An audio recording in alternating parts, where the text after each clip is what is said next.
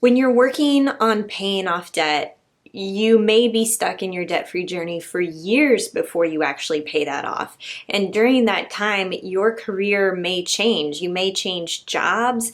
You may be getting a raise in salary. You may be unemployed or let go. So I wanted to share with you exactly what my career was, what jobs I held during my debt-free journey, and I'm going to be sharing my salary, what it was every step of the way while I was paying off debt. Hey, what's up guys? It's Justine with Debt Free Millennials, the channel to help you crush your debt and live debt free. If you are into that debt-free life and you want to live with no more payments, you have to subscribe to the channel. This is where we talk about becoming debt-free and living debt-free.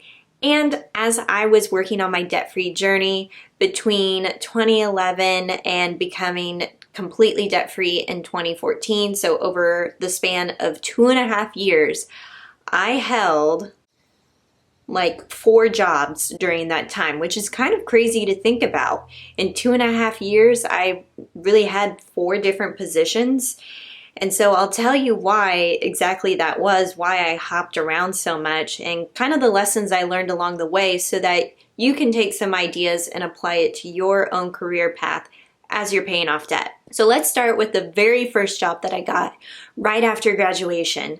So I graduated in May 2011 with a bachelor's degree in marketing, and I was working at an internship at an advertising agency making $10 an hour. So I was living with my parents at that time because $10 an hour doesn't exactly pay for a very good rent.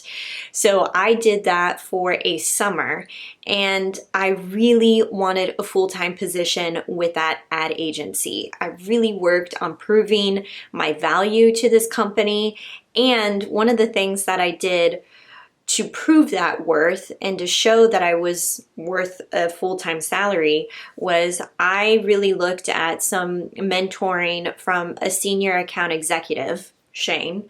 And Shane was awesome because he was literally a no bullshit kind of person. And also he made me do his grunt work by running downtown to get him a Coca-Cola and a burger. I specifically remember that. And I was like, I'm a scrub, I'm an intern, I will do this for you. So I just ended up sucking it up and doing this grunt work, and it showed, it showed my value that I was willing to do just about anything to keep this job. Not anything, but another thing was that the director, basically the woman who oversaw the entire agency, was from France, and I had a minor in French, so I had studied French for a long time, throughout college, throughout high school, and so I would practice my French with her, and I think she was really taken by that. And I don't know, it's those little things where you build rapport with people that I think help you land full-time jobs, and that's exactly what happened. They ended up offering me a full-time position as an assistant account executive at the ad agency, making $33,000 per year. That was my very first full-time job right after college. So I worked that job for an entire year, and at that time, I was really starting to pay off my student loan debt, the $35,000 in student loan debt, and also I moved out of my parents' house at that time and moved in with a roommate. I was making a little bit better of a salary, but I knew I still needed to have some financial support by living with a roommate. So that's exactly what I did. I lived downtown Kansas City. That was like the best ever, because I was within walking distance to a whole bunch of bars, and I was a 10-minute drive to the agency. And an agency burnout definitely happened. If you've ever worked in a creative space, you know how chaotic it can be. Client deadlines are a real thing. Getting things to the printer is a real thing. I worked a lot of late nights, sometimes just ordering dinner. The company would order dinner for us, and we would just be working, 6, 7, 8 o'clock some nights, and it was really, really draining, and it was taking a toll on me because I wasn't getting paid overtime.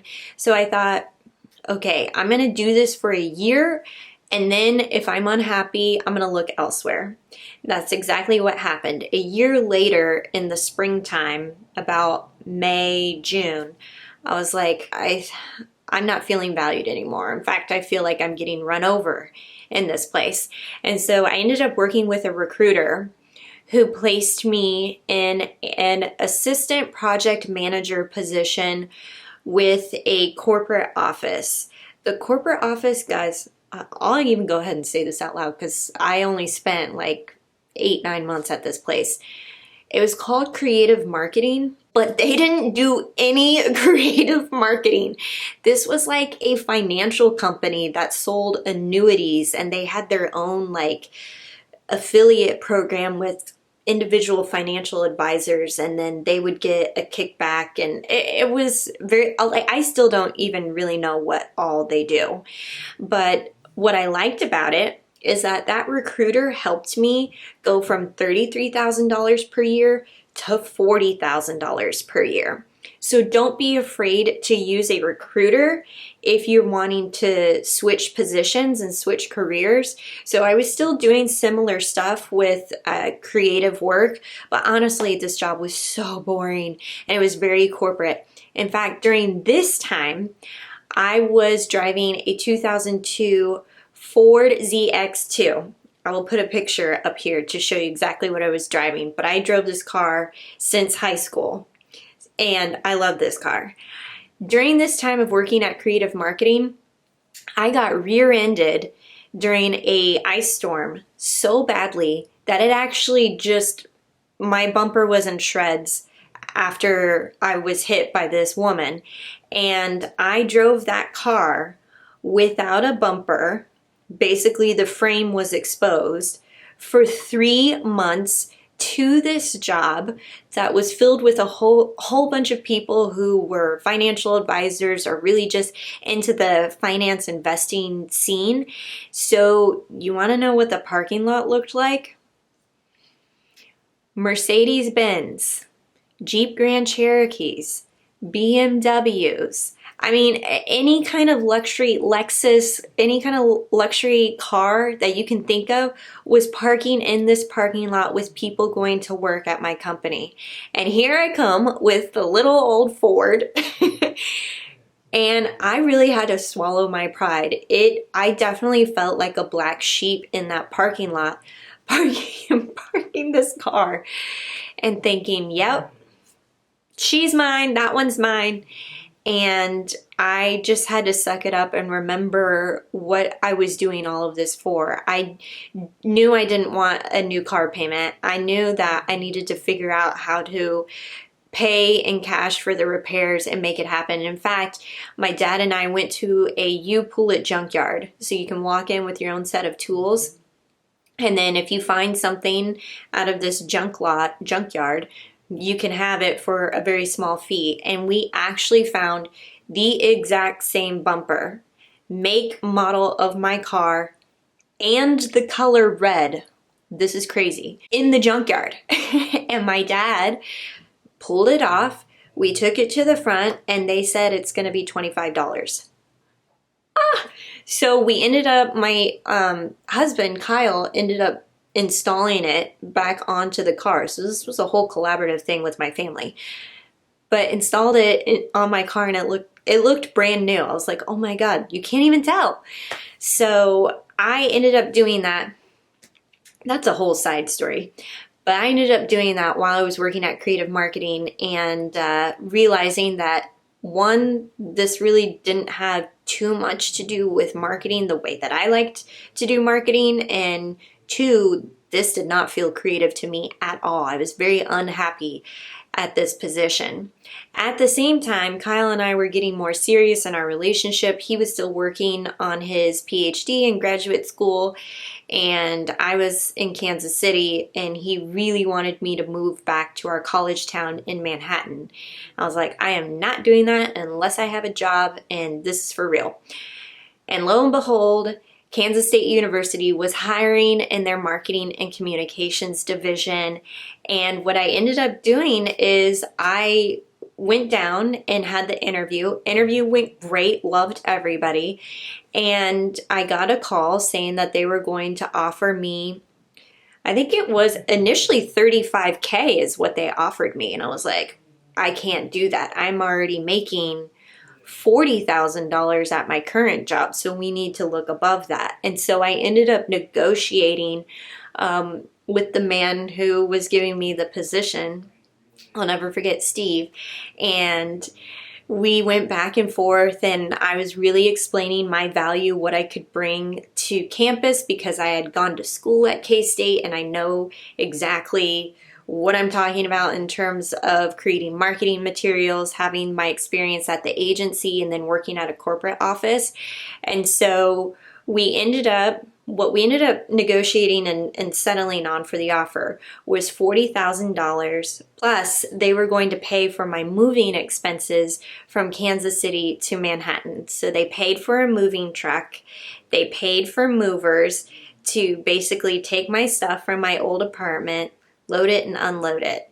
And I think one of the things that I found really valuable in this scenario was don't be afraid to negotiate something that don't be afraid to negotiate something that isn't part of your salary. You can add on different things. Maybe it's extra vacation days. Maybe it's paying for moving expenses.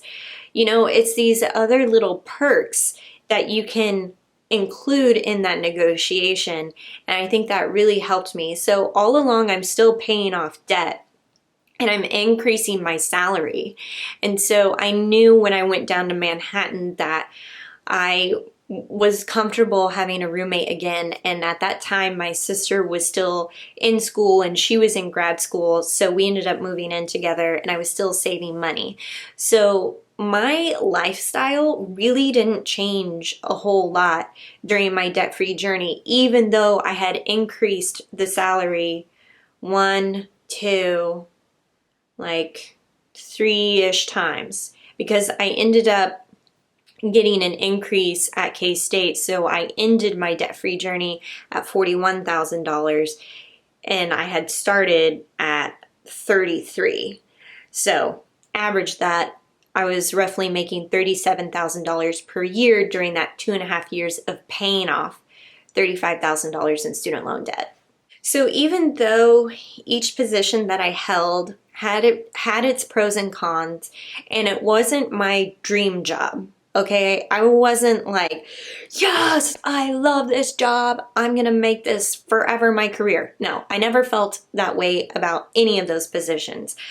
But what I did realize is how valuable it is to build relationships with people, networking with other people, because I have to tell you, everybody except for that creative marketing place, every place that I worked at, I still keep in touch with those people, or I have no problems or hesitations reaching out to those people again if we needed to collaborate, or just reaching out, networking, that sort of thing. So communication was key. Also really figuring out what value I had for that company or for that particular position, and using that to my advantage to negotiate a better salary, to negotiate just a better work-life balance for myself so that I could continue to pay off debt. And really the focus the entire time was, one, how can I make more money so that I can continue this journey of paying off debt and becoming debt-free. So to wrap it up, these are the ideas that you could take if you are considering some career changes, which is totally fine. You can do that. First, you got to rely on mentors within your company. Get somebody who's been there for a couple of years, take them out to lunch, kind of pick their brain on the ins and outs of your position, how you can really excel. Don't be afraid to make connections with people in different departments. That really had helped me, especially in the agency. I made friends with the traffic manager, who basically she made sure that all of the assignments got out to the graphic designers. And she was my in. If I needed to get something pushed through because I had a client breathing down my back, she would be the person that I would go to. And because I ended up being friends with her, she was able to get things done for me really quickly. So don't be afraid of mentorships or finding just little things like me and the French with my director, that those little things can help them remember you in a really positive way. Next, don't be afraid to use a recruiter. A lot of people are like, yeah, recruiters will just, take a percentage of your salary or whatever, they'll work out their own contracts so you don't get as good of a salary. That may be so, but also they're the gatekeepers to some really good companies and some good salaries that you wouldn't have otherwise known about. Okay, so maybe creative marketing wasn't my passion job, but my recruiter helped me go from 33 to 40K, and I had way better work-life balance there. And then third, don't be afraid to use negotiation outside of salary. So you can throw in things like moving expenses, maybe extra vacation days, maybe there's some other benefits, retirement, health benefits, something that you can use to negotiate to make sure that you are getting exactly what you want and also making sure they're getting exactly what they want. So it's a win-win situation. I'd love to know, what do you do for a living? What is your career? Comment below. Are you in marketing too? Was that your degree? If you guys want more tips on the debt-free journey, be sure to subscribe to the channel, and I'll catch you next time.